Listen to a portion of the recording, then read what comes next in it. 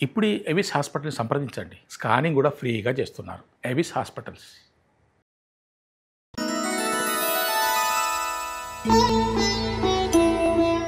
నమస్కారం గురువుగారు. నమస్కారం. గురుగారు, ఇక కుంభరాశి వారికి ఈ జూలై మాసంలో ఎలా ఉండబోతుందంటారు? తప్పకుండా. ముందుగా శ్రీ మహాగణపతి దేవతాభ్యో నమః. చూసేవంటి వీక్షకులకు నమస్కారం. అందరికీ మంచి జరగాలి. జూలై మాసంలో కుంభరాశి వారికి హ్మ్.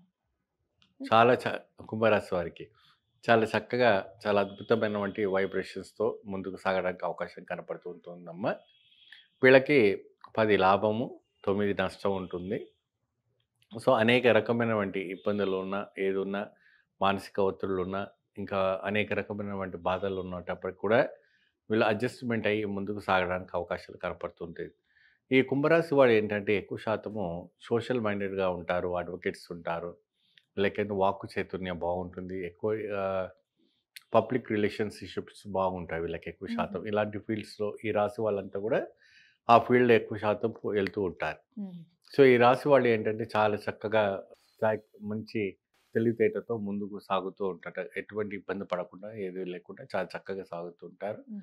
సో, అనేక రకమైనటువంటి ఎటువంటి ఇబ్బందులున్నా ముందు ముందు సాగడానికి మంచి అవకాశాలు కనపడుతూ ఉంటుంది. హ్మ్.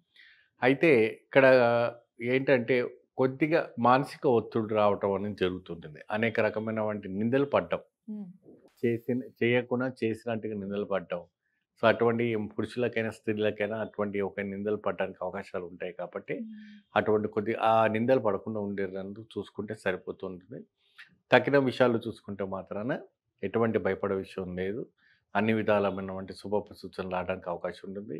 అదే విధంగా రైతులకు చూసుకునేటప్పుడు కూడా పాడి పంట కూడా బాగా పండడానికి కూడా మంచి అవకాశాలు బాగా కనపడతా ఉంది. చాలా వరకు సక్సెస్‌ఫుల్ అవ్వడానికి అవకాశం ఉంటుంది. ఏమో మరియు అదే విధానంగా ఐటీ రంగంలో పనిచేసే వాళ్ళు కానీ, ఇంగా టెక్నాలజీ రంగంలో పనిచేసే వాళ్ళు కానీ, ఇతర రంగంలో పనిచేసే వాళ్ళకు శుభ ఫలితం గోచరించడానికి మంచి ఫలితం లభిస్తుంది. హుహు. ఎలాంటి పరిహారాలు చేసుకోవాలంటారు గురుగారు? ఈ కుంభరాశి వాళ్ళు చక్కగా మహావిష్ణువు దర్శనం చేసుకుంటే చాలా అద్భుతమైనటువంటి ఫలితం లభిస్తుంది. అంటే వెంకటేశ్వర స్వామిని దర్శనం చేసుకోవడం. హుహు. ఆ వెంకటేశ్వర స్వామి వారి పాదాల దగ్గర దర్శనం చేసుకొని, విష్ణు సహస్రనామం చేసుకొని, చక్కగా స్వామివారికి తులసి దండ దానం చేసుకుంటే చాలా విశేషమైనటువంటి ఫలితం లభిస్తుంది. ఆ స్వామివారికి ఆలయంలో చిత్రాన్నం అంటే హ్మ్. చక్కగా మనము పులిహోర అంటుంటారు. హ్మ్. ఆ చిత్రాన్నాన్ని స్వామివారికి నైవేద్యం చేసి అక్కడ ఉన్నటువంటి భక్తులకందరూ కూడా ఆ చిత్రాన్నాన్ని కుంభరాశి వాళ్ళు దానం చేస్తే మాత్రం చాలా అద్భుతం.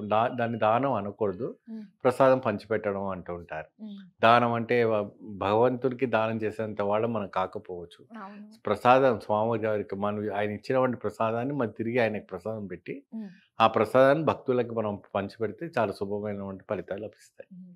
చాలా సంతోషం గురుగారు. కుంభరాశి వారి ఫలితాలు తెలియజేసినందుకు ధన్యవాదాలు. నమస్కారం.